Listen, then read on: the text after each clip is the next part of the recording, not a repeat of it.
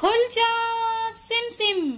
कहानियों के खजाने से निकली आज की कहानी का नाम है बहुत बड़ी बहुत छोटी। चलिए कहानी शुरू करते हैं। शानू छोटू के साथ खेलना चाहती है, लेकिन माँ उसे रोक देती है। वो छोटू से बात करना चाहती है, लेकिन दादाजी उसे रोक देते हैं। वो छोटू के साथ घूमना चाहती है, लेकिन दादी उसे रोक देती हैं।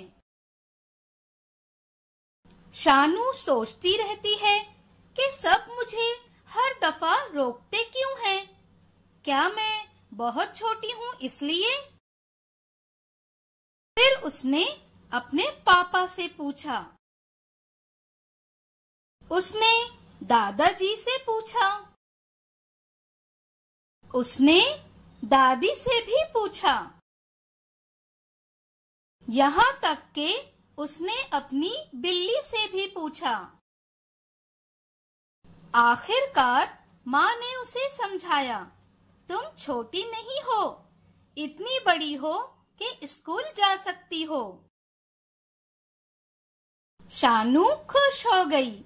उसने कहा, अब मैं छोटी नहीं हूँ, मैं छोटू के साथ खेल सकती हूँ।